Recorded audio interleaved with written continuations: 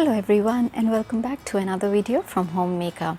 Before I start with our today's video, I would like to thank all our viewers who have liked and subscribed to our channel. And if you are new to this channel, please don't forget to subscribe for our new releases every week. So let's get started with our today's video. Today we will be talking about some of the benefits of using perlite in everyday gardening. So before I start with that, I'll just give you a short introduction of what is perlite. So perlite is basically a naturally occurring amorphous volcanic glass which is mined and then heated to enormously high temperatures to turn it into a highly porous and a very light material. Now this material has got the ability to aerate the soil by loosening it up and by allowing the excess of water to seep through. So the first benefit of this is that it prevents the development of root rot. So when your plant is not sitting in a soggy soil, it's not going to aid the growth of unhealthy bacteria in the soil, which are basically responsible for the development of root rot, which is the #1 reason for most of the plants to die. The second benefit is that perlite helps to grow more healthy plant and a healthy root system because it provides that balance of air and moisture in the soil, because as I mentioned earlier that this perlite is highly porous and the pores of this perlite can trap a lot of air in it, and when you add it into your soil it will help the roots to breathe in the soil, and also it will prevent the compaction of the soil, and that is the reason that the roots develop more stronger and more healthier, leading to a healthy plant. The third point is that when you are watering your plant, as I said, that excess of water will seep through. So when the excess of water is seeping through or draining away, it will also take away all the nutrients from the soil.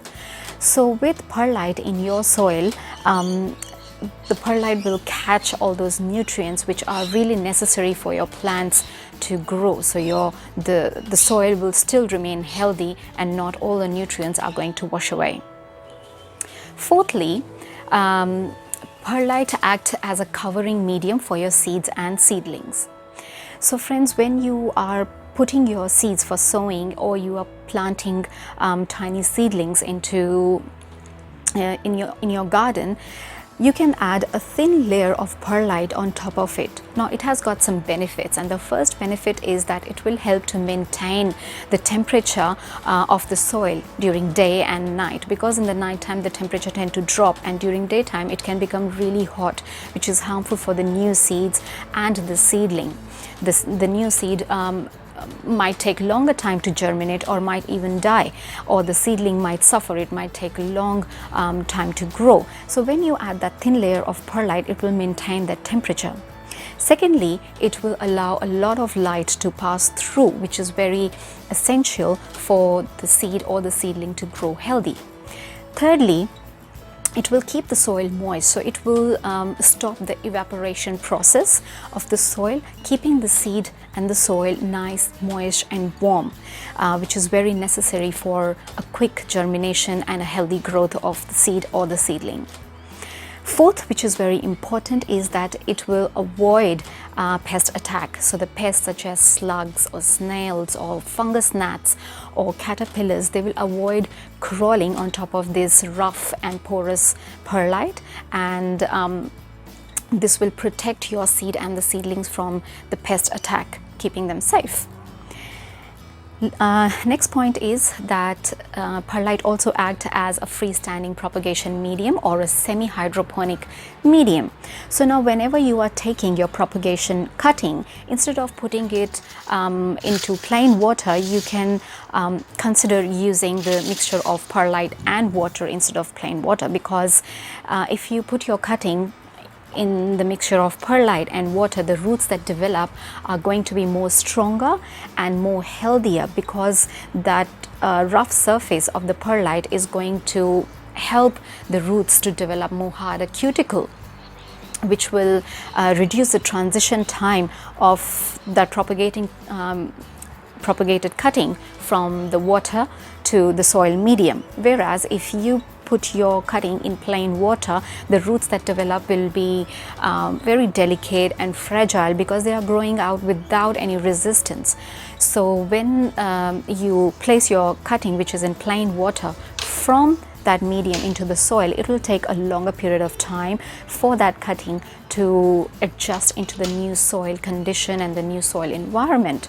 Whereas if you are your cutting, which is in perlite and water, it's already has gone through all that, the roots have adjusted themselves into that rough and porous perlite environment. So when it is placed in the soil, it will not have a difficult time adjusting itself to the new conditions. So you can consider propagating your cuttings next time in perlite and water. The last point is the benefit is that you can use perlite in any type of soil. You can use it in acidic soil, in alkaline soil, in normal soil, because perlite is a neutral substance. It has got a pH ranging from 6.5 to 7.5. It's completely neutral and completely safe and sterile to use in any type of soil condition. It will not add on to any nutrients to your soil though, but still it has got its own benefits, as I discussed with you earlier. The only thing is that you might not be able to use perlite in a clay soil. If you want to amend your clay soil, you need to add some cocoa peat or cocoa coir or compost into that clay soil to break it, and then add perlite into it. Probably then it might help, but alone in clay soil, perlite will not going to help you.